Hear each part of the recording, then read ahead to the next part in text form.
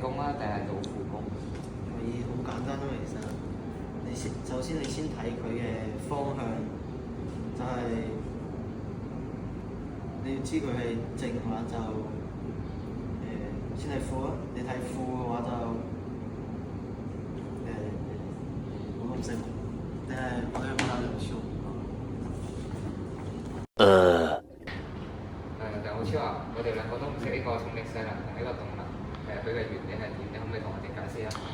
哦，好簡單啫。其實如果重力位能嘅話，你就睇下佢有冇處於你設嗰個位能上面或者下面啦。如果有嘅話，就即係證明佢有重力位能咯。如果佢呢個物體有移動有速度嘅話，咁證明佢有動能咯。而詳細嘅嘢，我哋就去片啦。咁我哋先嚟講一下動能同埋重力位能嘅定義先啦。咁動能呢，就係由於物體運動而具有嘅能量啦。咁動能嘅大小呢，就同物體嘅質量同埋速度有關啦。而重力位能呢，就係由於物體高過零位能面而具有嘅能量啦。佢就同質量同埋高度有關嘅。咁我哋點樣知道動能係幾時做正功，而重力位能幾時做負功呢？咁我哋假設一個場景，喺物體下落嘅時候，咁物體下落嘅時候，速度會逐漸增大，所以佢嘅動能都會慢慢咁增加，而亦都說明咗重力係對物體做呢個正功。呢個時候，重力嘅方向同埋佢嘅運動嘅方向都係向下，所以說明咗重力喺呢個時候係做緊正功，令到呢個物體加速，所以使動能增加。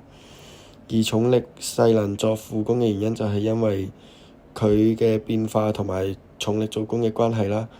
當呢個重力做正功嘅時候呢，咁即係證明咗重力位能會慢慢咁樣減少，即係相當於重力位能做緊負功。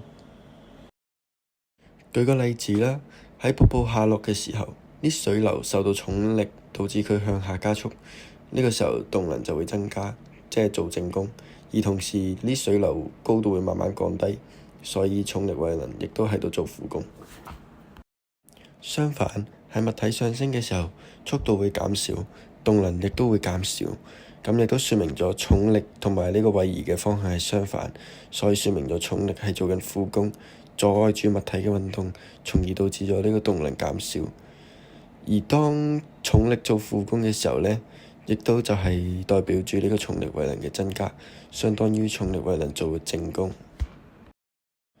舉個例子，我哋拋緊硬幣嘅時候，硬幣向上運動，而重力就會阻礙其上升啦，導致佢嘅速度慢慢咁樣減慢，所以說明咗動能亦都喺度減少，所以動能做緊負功啦，亦都同時高度增加，所以代表住重力位能做緊正功。咁我都設計咗一條例題嘅。廣州呢個金融中心呢，高度就大約530米，佢嘅電梯最高運行速度可以達到呢個21秒每秒。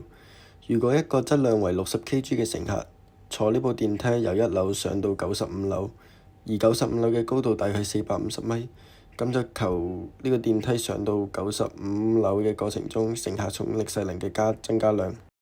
答案亦都好簡單啦，直接代入呢個重力位能嘅公式 UG 等於 mgh。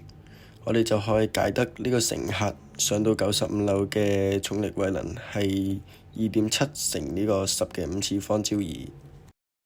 哦，原來重力勢能同埋動能係一個原理。哦，我知道啦，多謝你。咁我今次教你，我都希望你可以喺之後嘅考試用得上啦，唔好忘記佢。